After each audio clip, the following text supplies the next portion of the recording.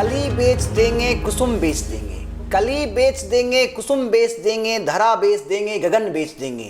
कलम के सिपाही कहीं सो गए तो, कलम के सिपाही कहीं सो गए तो, वतन के पुजारी वतन बेच देंगे, वतन के पुजारी वतन बेच देंगे। नमस्कार, केवी स्टूडियो में एक बार पुनः आप सबों का बहुत बहुत स्वागत है, हार्दिक अभिनंदन है। मैं गौरव कुमार पाठक हमारे खास कार्यक्रम कहता बेगूसराय बढ़ता बेगूसराय में आज आपको एक ऐसे युवा छात्र नेता से मिलाने जा रहा हूं जिन्होंने छात्रों के हक और उनके अधिकार की आवाज को बेगूसराय ही नहीं, राज्य स्तर पर नहीं, राष्ट्रीय स्तर पर मजबूत किया है, बुलंद किया है। तो आइए मिलते हैं एआईएसएफ के राष्ट्रीय कार्य कमेटी के सदस्य और हमारे जिला के गौरव आमीन हमजा जी से। नमस्कार, केवी स्टूडियो में आपका बहुत बहुत स्वागत है। जी नमस्कार। सबसे पहले मैं आपको धन्यवाद देना चाहूँगा और साथ ही डॉक्टर रोशन साहब को धन्यवाद देना चाहूँगा कि मुझे यहाँ पर कुछ बोलने का, अपने विचार को रखने का मौका दिया गया है। आमीन जी, आप छात्र राजनीति से संबंधित हैं, सभी आपको जानते हैं, फिर भी मैं चाहूँगा कि हमारे दर्शकों को आप अपने बारे में अपने शब्दों में बताएं। मैं ऑल इंडिया स्टूडेंट्स फेडरेशन का राष्ट्रीय कार्यकारिणी का मेंबर हूँ और लगातार छात्र के हितों में लगातार लड़ाई लड़ रहा हूँ। कॉलेजों में, स्कूलों में बेहतर शिक्षा हो, इसके लिए लगातार हम लड़ाई लड़ रहे हैं, संघर्ष कर रहे हैं। और हमारा संगठन का जो विचारधारा है, भगत सिंह, राजगुरु, सुखदेव, अशफाक उल्लाह खान के विचारों और आदर्शों पर चलने का, यही एक ऐसा हमारा संगठन है जिस संगठन से मैं बिलोंग करता हूँ, ऑल इंडिया स्टूडेंट्स फेडरेशन से। इस देश की आज़ादी में भाग लेने वाला मात्र पहला एक संगठन जिसकी स्थापना 12-13 अगस्त 1936 ईस्वी को हुई। उसी संगठन के हम सिपाही हैं, उसी संगठन के हम राष्ट्रीय कार्यकारिणी के मेंबर हैं। अच्छा, ये बहुत अच्छा। अभी हाल ही में आपके संगठन का स्थापना दिवस मनाया गया और आपने निश्चित रूप से स्थापना दिवस समारोह जो हुए होंगे उसमें आप सबों ने कुछ संकल्प लिए होंगे। किस संकल्प के साथ आप सब आगे बढ़ रहे हैं? हम अपने इस 85वें ऑल इंडिया स्टूडेंट्स फेडरेशन के स्थापना दिवस के मौके पर हम लोगों ने ये संकल्प लिया कि आगे आने वाले दिनों में किस तरह से शिक्षा का भविष्य बेहतर बने, किस तरह से कॉलेजों में, स्कूलों में या प्राइमरी से लेकर उच्च स्तरीय तक जो भी शिक्षा का माहौल है वो कॉलेजों में शिक्षा का माहौल बने, स्कूलों में शिक्षा का माहौल बने। इस बात के लिए हम लोग संकल्पित हैं और इस बात के लिए भी संकल्पित हैं कि जो विचारधारा भगत सिंह का था, जिस विचारधारा को लेकर नौजवानों के प्रति, जिस विचारधारा को लेकर छात्रों के प्रति, जिस विचारधारा को लेकर भगत सिंह चल रहे थे और उनके विचारधाराओं पर हम लोग चल रहे हैं, उनके विचारधाराओं को हम लोग पूरे देश के अंदर फैलाएं और उस हिसाब से हम अपने देश के अंदर काम करें। बहुत बहुत अच्छा है आपका।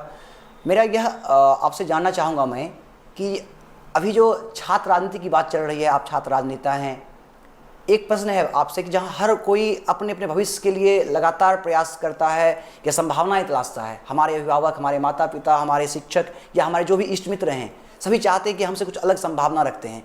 वो ये बहुत ही कम ऐसे अभिभावक होते हैं या यूँ कहा जाए कि उनके शुभचिंतक होते हैं जो ये चाहते हैं कि राजनीति में हमारे बच्चे का भविष्य बने। लेकिन आप छात्र राजनीति में आए, आप चाहते तो किसी अन्य सेवा में जा सकते थे, तो कहीं ना कहीं छात्र राजनीति में आने के लिए कहाँ से प्रेरित हुए? छात्र राजनीति में मैं जब इंटर का स्टूडेंट हुआ तो मेरा नामांकन जीटी कॉलेज में हुआ।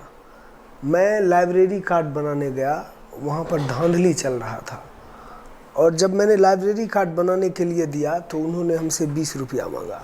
हमने कहा कि 20 रुपया दे दिया, 20 रुपया। उसके बाद हमने उसका रसीद मांगा तो रसीद नहीं मिला, उस पर बवाल हो गया। हम बोले रसीद लेंगे, हम प्रिंसिपल के पास गए तो वहाँ पर कुछ एआईएसएफ के छात्र नेता बैठे थे। उस वक्त के छात्र नेता अभिनव कुमार अकेला थे। उस गलत सिस्टम का विरोध किया? बिल्कुल। उस वक्त अभिनव कुमार अकेला छात्र नेता थे, चर्चित छात्र नेता थे। वो हमारे राजनीतिक गुरुदेव भी रहे हैं, अभी भी बहुत कुछ सीखने को मिलता है। वो वहाँ पर थे और उन्होंने पूछा कि क्या बात है क्या नहीं, और उस सवाल को वो दूर तक ले गए और उस दिन से उस लाइब्रेरी में 1 रुपया भी धांधली नहीं हुआ, 1 रुपया भी ज़्यादा वसूला नहीं गया। तो वहाँ से हमने देखा कि ऑल इंडिया स्टूडेंट्स फेडरेशन एक ऐसा छात्र संगठन है जो छात्रों के लिए संघर्ष करने वाला है और सच के लिए संघर्ष करने वाला है। और मैं जुड़ा और वहीं से हमारी छात्र राजनीति का करियर शुरू हुआ। मुझे अच्छा लगने लगा जब मैं लोगों का हेल्प करने लगा, स्टूडेंट का हेल्प करने लगा। तो जब स्टूडेंट का मैंने हेल्प किया तो एक संतुष्टि, आत्मसंतुष्टि हुई। हाँ, संतुष्टि होने लगा, एक अजीब सा मतलब ऐसा फीलिंग होने लगा। तो धीरे धीरे इसमें अच्छा लगने लगा बढ़ता। हाँ, किसी का जैसे काम नहीं हो रहा, अगर हमसे हो गया, धीरे धीरे हमको अच्छा लगने लगा। आपको ये लग रहा होगा कि चलो भाई अब हम उसके लिए उपयोगी बन रहे हैं। हाँ, और फुल्ली उसके बाद हम उतर गए। तो आपका कुछ और सपना था राजनीति के अलावे, कुछ और सोचते थे आप? जनरली मुझे था डॉक्टर बनने का।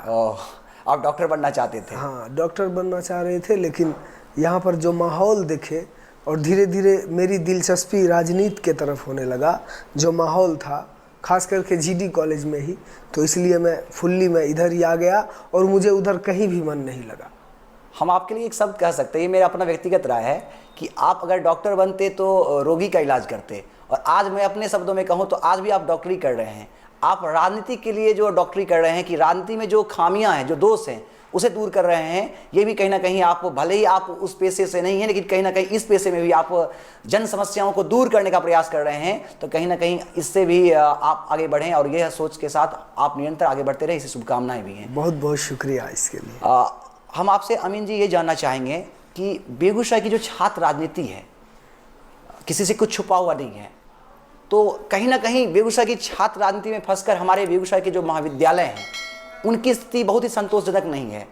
आखिर आप इस पर क्या सोचते हैं? किस तरह से हमारी यह जो बेगूसराय की जो प्रतिष्ठित महाविद्यालय हैं, चाहे सर गणेश दत्त महाविद्यालय हो या दूसरे अन्य महाविद्यालय हो, उसका पठन पाठन या उसकी अन्य व्यवस्थाएं कैसे दुरुस्त हो, इस पर आप क्या कहना चाहेंगे?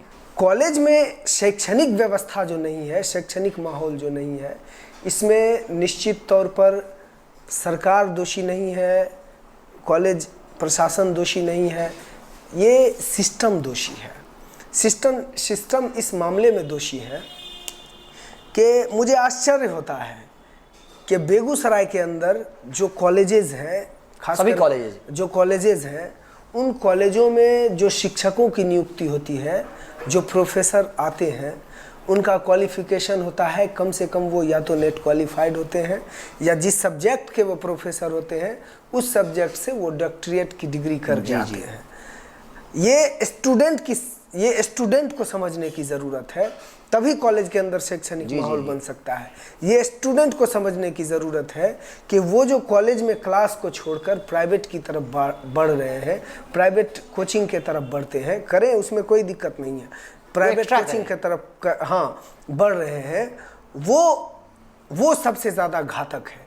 क्योंकि जो प्रोफेसर आते हैं उनका क्वालिफिकेशन, जहाँ वो कोचिंग पढ़ते हैं उनका क्वालिफिकेशन, दोनों में ज़मीन आसमान का अंतर है। बिल्कुल। और जिस वक्त स्टूडेंट इस बात को समझ जाएंगे कि कॉलेज के शिक्षकों का क्या क्वालिफिकेशन है और जहां वो ट्यूशन पढ़ रहे हैं उसका क्या क्वालिफिकेशन है, बच्चे के पेरेंट्स जिस दिन समझ जाएंगे और अपने बच्चों को कॉलेज में भेजना शुरू कर देंगे, उस दिन कॉलेज में माहौल शैक्षणिक बनेगा। इसलिए हम लोगों ने पिछले दिनों इस बात का भी नारा दिया था कि शिक्षकों क्लास चलो, छात्रों क्लास चलो।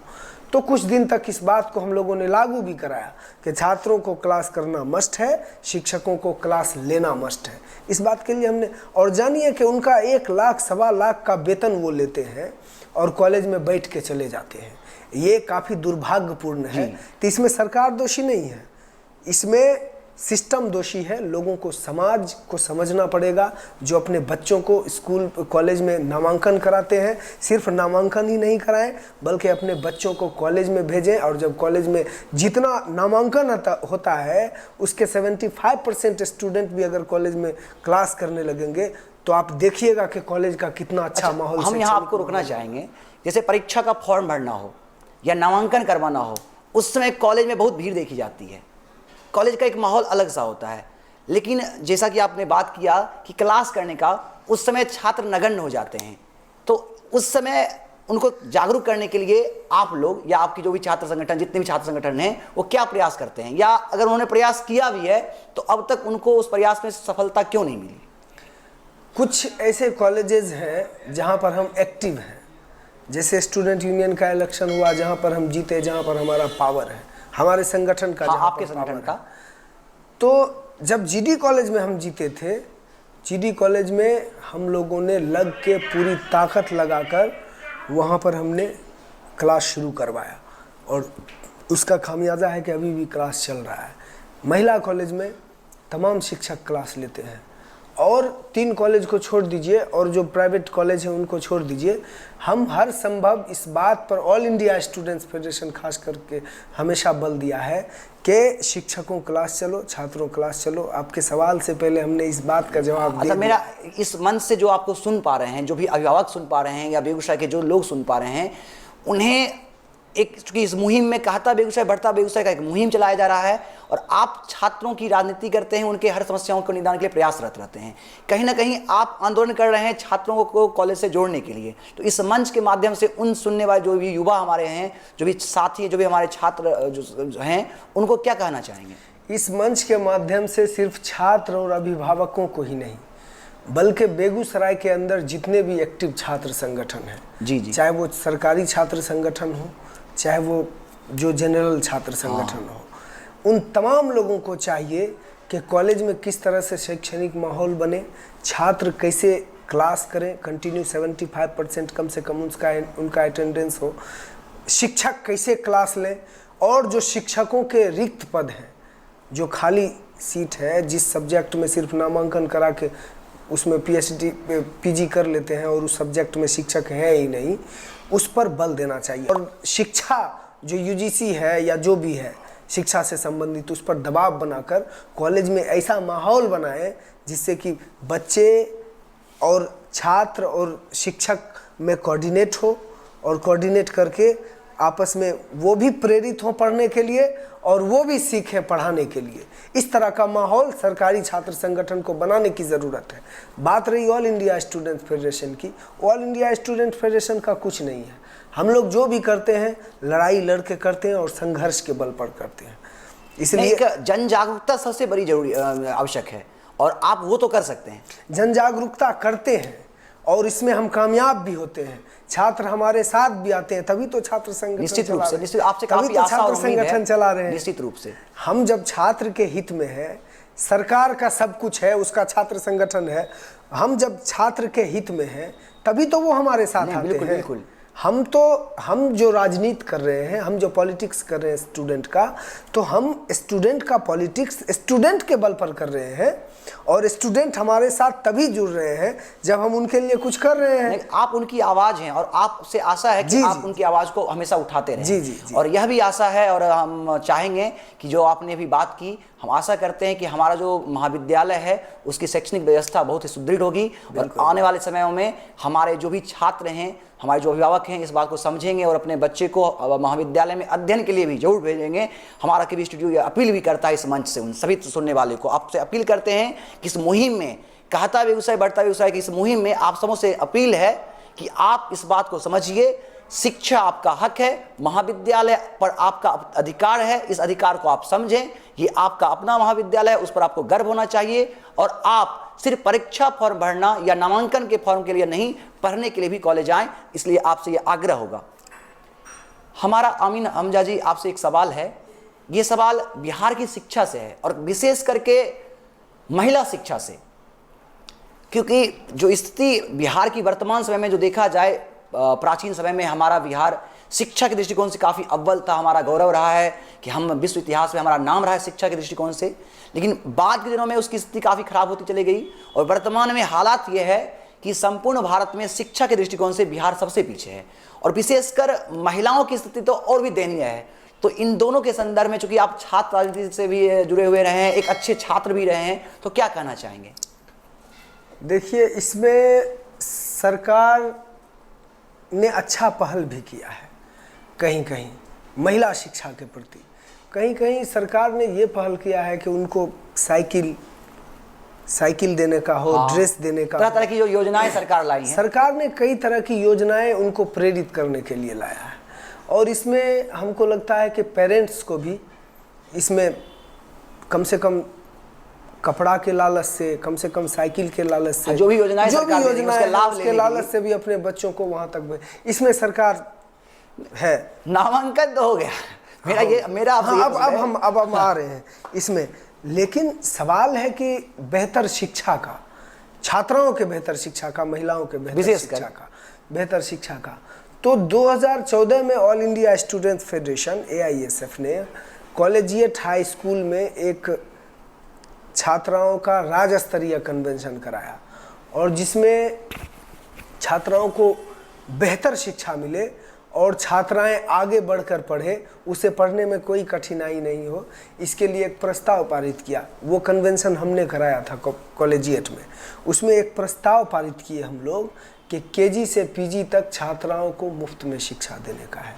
उसके बाद तुरंत जीतन राम मांझी जी मुख्यमंत्री बने, और तत्कालीन जीतन राम मांझी को AISF के इस प्रस्ताव को मानना पड़ा, और उन्होंने चिट्ठी भी निकाल दिया। लेकिन ये दुर्भाग्य की बात है कि सरकार के द्वारा चिट्ठी निकालने के बाद KG से PG तक मुफ्त में शिक्षा का AISF के दबाव में चिट्ठी निकालने के बाद भी पूरे बिहार के अंदर कोई भी स्कूल, कोई भी कॉलेज, कोई भी विश्वविद्यालय इस बात को एक्सेप्ट करने के लिए तैयार नहीं है। धड़तल्ले से छात्राओं से पैसा वसूल रही है। एक तरफ सरकार तमाम तरह की योजनाएं छात्राओं को पढ़ने के लिए लागू कर रही है, घोषणाएं कर रही है, लेकिन घोषणा के बाद भी ये दुर्भाग्य की बात है, वो सरकार का है, हम सरकार के विरोध में नहीं बोल रहे, वो सरकार का आदेश है, और सरकार के आदेश को धरातल पर नहीं उतारा जा रहा है। और जब इस बात का सवाल हमने वाइस चांसलर से किया, जब इस बात का सवाल हमने गवर्नर से किया, तो उन्होंने साफ तौर पर कहा कि ये सरकार का आदेश है। तो सरकार के आदेश में और गवर्नर की, सरकार में और गवर्नर की लड़ाई में आम छात्रा क्यों पीछे, आम महिलाएं क्यों नहीं? पीछे? जो सरकार ने जो बातें कही हैं लड़कियों की शिक्षा के लिए, कहीं ना कहीं धरातल पर वो दिखता नहीं है। हाँ, सरकार इसमें पूरी तरह से लापरवाह है। वो सिर्फ घोषणा कर दिए हैं, उसको धरातल पर उतरवा नहीं रही।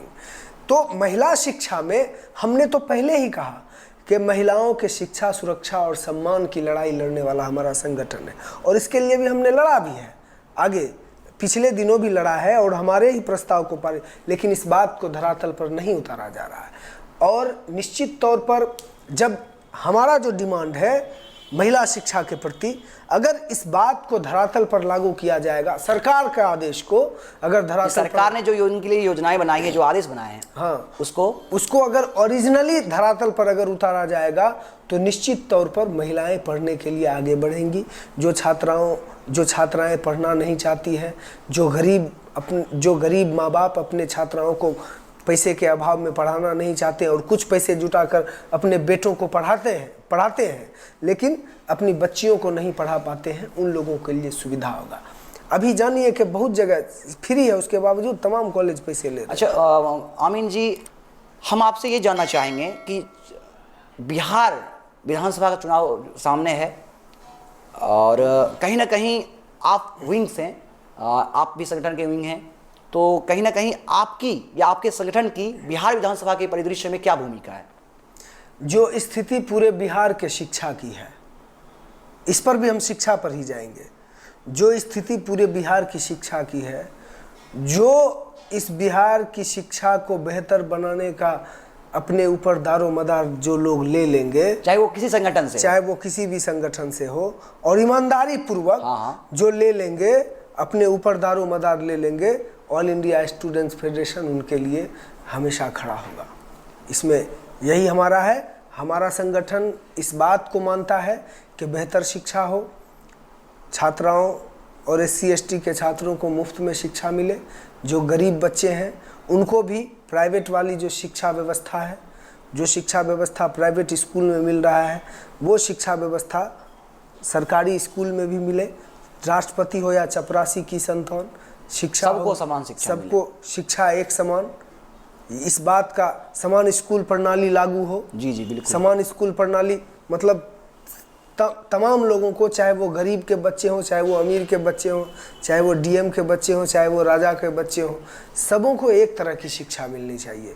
इस बात पर हम बल देते हैं और इस बात का जो दारोमदार ले लेंगे जो लोग, और इस तरह के विचार को जो लोग मानने वाले होंगे, हमारे इस विचार का जो समर्थन करने वाले लोग होंगे, जी हमारे विचार को समर्थन करेंगे, हम उनका समर्थन बहुत करेंगे। सुंदर, आपका जो ये प्रयास है निश्चित रूप से काबिल तारीफ है।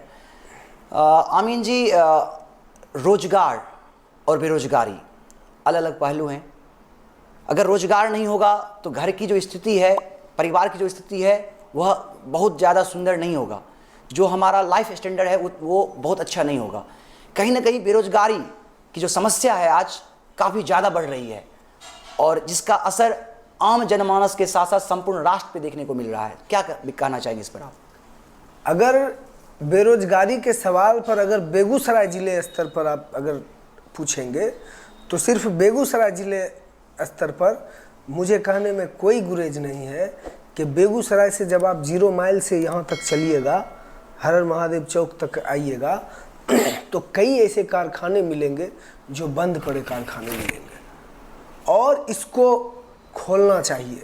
जब इसको खोला जाएगा तब बंद पड़े कारखाने में नौकरी की आस जगेगी, वहाँ पर हजारों हजार लोगों को नौकरी मिलेगी।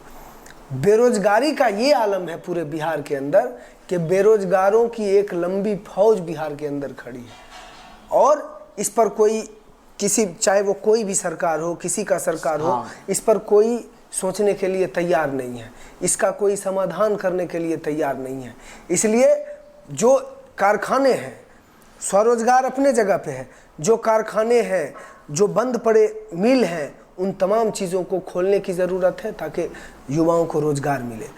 रोज़गार एक ऐसा, पिछले दिनों हमने लड़ाई लड़ा है कि बेगूसराय के अंदर जैसे टाउनशिप है, रिफाइनरी टाउनशिप है, रिफाइनरी के अंदर बाहर के लोगों को रोज़गार मिलता है, जबकि स्थानीय लोगों को मिलना चाहिए। जबकि बेगूसराय के अंदर ही हजारों हजार ऐसे बेरोजगार हैं जो उस जॉब को करने के लिए, उस रोजगार को करने के लिए कैपेबल है। उसके बावजूद बाहर के लोगों को बुलाकर रोजगार दिया जाएगा, तो बेगूसराय के लोग कहाँ जाएंगे? जो वो कैपेबल है वो कहाँ जाएंगे? बेगूसराय के लोगों को रोजगार मिले, स्थानीय रोजगारों को कम से कम प्राइवेटी दिया जाए, फर्टिलाइज़र में स्थानीय लोगों को प्राइवेटी दिया जाए, और ख़ास करके पूरे बिहार के रोजगार के मामले में सरकार को चाहिए कुछ ऐसा कदम उठाए ताकि जो पढ़े लिखे लोग, पढ़े लिखे युवक, बेरोजगार युवक भटकने और टपला खाने पर मजबूर हैं, उन्हें रोजगार मिल सके। इस पर सरकार को स्टेप उठाना चाहिए, चाहे कोई भी सरकार हो, या आगामी आने वाले विधानसभा चुनाव में किन्हीं का भी सरकार हो। मैं भविष्यवाणी नहीं कर सकता, जिनकी भी सरकार हो वो इस पे ध्यान दें। मैं उनसे रिक्वेस्ट करूंगा कि जो बेरोजगारी की समस्या बिहार के अंदर है, इस बेरोजगारी की समस्या को दूर करने के लिए कोई ठोस कदम उठाए, और अगर नहीं उठाएगा तो हम लोग आंदोलन रोजगार के लिए, बेरोजगारों की जो लंबी फौज है, उस लंबी फौज को लेकर हम इस स्टूडियो के माध्यम से इस बात का भी हम ऐलान करते हैं कि उस बेरोजगारों की लंबी फौज को लेकर हम लोग जहां तक जाना पड़ेगा, हम लोग जब नौकरी ही नहीं मिलेगा, काम ही नहीं मिलेगा, तो लड़के करेंगे, जहां तक जाना पड़ेगा हम लोग जाने के लिए तैयार हैं। चलिए, लगातार आप युवाओं की समस्या को उठाते रहें, उनके साथ हमेशा खड़े रहें, उनकी आवाज़ को बुलंद करते रहें, ये शुभकामना रहेगी हमारी ओर से। हम आपसे ये जानना चाहेंगे कि युवा जो आपको यहाँ से सुन पा रहे हैं, चूँकि हमारा भारत युवाओं का देश है, राजनीति में अगर वो आना चाहते होंगे, अगर उनकी सोच होगी कि वो भी राजनीति में आए, तो आप ये जानते हैं कि कहीं ना कहीं हर चीज़ का एक रिटायरमेंट हो रहा है, एक तय सीमा पे एक रिटायरमेंट हो रहा है, लेकिन कहीं ना कहीं युवाओं को राजनीति में उनकी जो सक्रियता रही है वो बहुत कम है। आज भी हमारे जो राजनेता हैं, अधिक उम्र वाले लोग या जो उम्र के अधिक पड़ाव पे हैं, वो अभी आज भी वो जमाए हुए हैं अपना गद्दी। तो कहीं ना कहीं इसके कारण जो है युवाओं की स्थिति सही से नहीं बन पा रही है। क्या कहना चाहेंगे आप? दरअसल अभी जो राजनीति की स्थिति है, राजनीति को बदनाम कर दिया गया, जबकि राजनीति पूरे देश को चलाने की नीति है। जो बेहतर ढंग से देश को चलाए वो राजनीति है। नहीं, मेरा ये सवाल है, हम ये कह रहे हैं, अब हम उस पर आ रहे हैं, लेकिन युवा जब तक युवा पढ़े लिखे, जब तक पढ़े लिखे युवा इस राजनीति में नहीं आएंगे तो कैसे देश को चलाएंगे, जी जी। कैसे सिस्टम को चलाएंगे, कैसे समाज को चलाएंगे। इसलिए युवाओं को राजनीति में निश्चित तौर पर आने की ज़रूरत है। और जब नए युवा पढ़ लिख कर नई सोच के साथ, नए तजुर्बे के साथ राजनीति में आएंगे तो निश्चित तौर पर राजनीति का भी बदलाव होगा। और जब राजनीति में बदलाव होगा तो देश के भविष्य में बदलाव होगा, देश के सिचुएशन में बदलाव होगा और तमाम चीज़ों में बदलाव होगा, चलाने का सिस्टम बदलेगा सब। इसलिए युवाओं को भी रोजगार में आने की, युवाओं को भी राजनीति में आने की ज़रूरत है। हम उनसे अपील करते हैं वो लोग राजनीति में आए और बेहतर से देश को चलाएं। चलिए, बहुत बहुत धन्यवाद कि आपने ये सुंदर विचार दिए। केवी स्टूडियो लगातार 2 महीने से ऐसे जो हमारे बेगूसराय के स्टार हैं, जो बेगूसराय के ऐसे लोग जो शिक्षा, चिकित्सा, खेल, साहित्य या अन्य सेवाओं में या अन्य क्षेत्र में अपना योगदान कर रहे हैं, बेगूसराय की आवाज़ को बुलंद कर रहे हैं, सुंदर बेगूसराय के निर्माण में प्रयासशील हैं, तो कहीं ना कहीं आप इसके बारे में क्या सोचते हैं? डॉक्टर रोशन सर ने जो एक टीम बनाई है, एक मुहिम छेड़ा है, उस पर आपके क्या विचार हैं? निश्चित तौर पर हम डॉक्टर रोशन साहब का शुक्रगुजार हूँ कि बेगूसराय के अंदर, बेगूसराय के बेहतर भविष्य के लिए, बेगूसराय के ऐसे इंटेलेक्चुअल लोगों को बुलाकर अपने विचार रखने का मौका दे रहे हैं, तमाम लोगों के विचार को संग्रहित कर रहे हैं, एक जगह कर रहे हैं। और ये बेहतर प्रयास उनका है। और इस बेहतर प्रयास में जहाँ तक होगा हमसे मदद लेनी होगी, जहाँ तक होगा हमारे साथियों से मदद लेनी होगी, हम लोग तैयार हैं। ये आपका काफ़ी सकारात्मक काम है डॉक्टर साहब, और इस सकारात्मक काम की जितनी भी तारीफ़ की जाए कम है, क्योंकि हम समाज के अंदर तभी बदलाव ला सकते हैं जब इंटेलेक्चुअल लोगों के विचार को संग्रहित करके और एक बीच का रास्ता निकाला जाए। इसमें डॉक्टर रोशन साहब शुरुआत किए हैं। डॉक्टर रोशन साहब ने इस बात पर पहल किया है, इसके लिए उनका बहुत बहुत शुक्रिया। बेगूसराय के लिए उन्होंने सोचा है, आगे भी उनकी हम बेहतर भविष्य की कामना करेंगे। और जहाँ पर मदद की ज़रूरत पड़ेगी हम लोग उनके लिए खड़ा रहेंगे। धन्यवाद आपका, धन्यवाद पुनः एक बार आपका कि आपने अपने व्यस्त समय से केवी स्टूडियो के लिए समय निकाला और हमारे मुहिम कहता बेगूसराय बढ़ता बेगूसराय को बल दिया। बहुत बहुत आभार आपका। बहुत बहुत शुक्रिया। अभी आपने आमीन हमजा जी से उनका विचार सुना, छात्र राजनीति, साथ ही साथ बिहार की वर्तमान शिक्षा की स्थिति, महिलाओं की शिक्षा की दयनीय स्थिति, रोजगार, विभिन्न विषयों पे उनके विचार सुने। हमारा जो मुहिम है, डॉक्टर रोशन सर की जो टीम कहता बेगूसराय बढ़ता बेगूसराय की जो टीम है, जिन्होंने एक मुहिम छेड़ा है कि आपकी आवाज़ को जनमानस तक पहुंचाने का, इसमें लगातार हम आगे बढ़ते रहेंगे। आपका प्यार और आपका साथ हमें मिलता रहे। हमारा एक YouTube चैनल भी है, स्टार्स ऑफ बेगूसराय। कृपया आपसे अनुरोध होगा कि आप उसे लाइक करें, सब्सक्राइब करें और हमारे इस मुहिम को अपने सहयोग से, अपने विचार से बल दें। बहुत बहुत धन्यवाद आपका।